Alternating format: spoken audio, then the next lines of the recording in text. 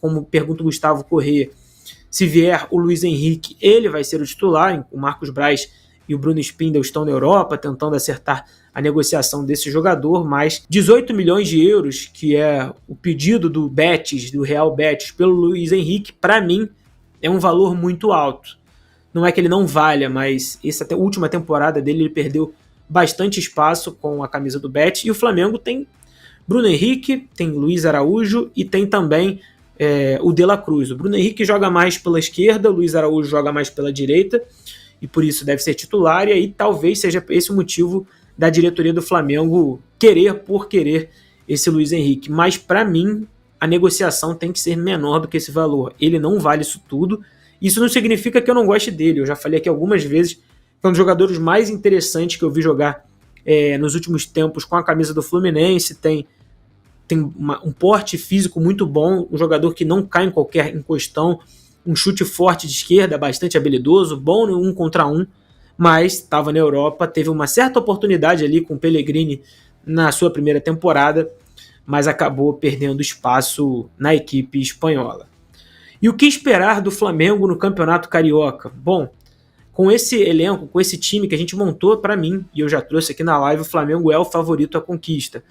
Perdeu os últimos 2 campeonatos, o Fluminense venceu os últimos 2 títulos cariocas, mas para mim o Fluminense vai estar com aquele sentimento de mais relaxado por conta das conquistas. O Botafogo vai estar focado na pré-Libertadores, vai usar o Carioca um pouco mais como laboratório, como experimento, enquanto o Vasco da Gama está tentando fazer um ano de afirmação. Então, para mim, o Flamengo é sim o favorito, mas é claro que o foco dessa equipe vai ser a disputa dos campeonatos nacionais. O Marcelo Molinaro que está falando aqui que o Flamengo precisa de meias e de laterais. Concordo, o Flamengo, se eu fosse diretor, eu contrataria um lateral direito. Acho que é importante ter um lateral direito.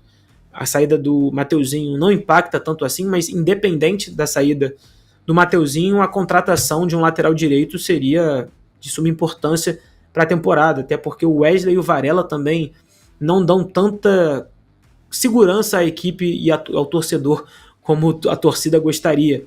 Mas foi o que eu trouxe aqui, essa posição é muito difícil também de ser encontrada no mercado, não só no Brasil, como no mercado sul-americano. E não só um lateral direito, eu contrataria um outro lateral esquerdo, seja o Vinha, que chegaria para mim para disputar posição e para mim seria titular, em relação ao Ayrton Lucas pela última temporada do Brasileiro, mas se não tivesse essa possibilidade e se não houver na base, a contratação de um lateral esquerdo reserva. Essas são as 2 posições emergenciais, laterais. Eu acho que esquerda e direita seriam as posições de emergência que o Flamengo deveria fechar o elenco. Conseguindo o Luiz Henrique seria uma posição também que daria mais uma possibilidade de um jogador de nome, né?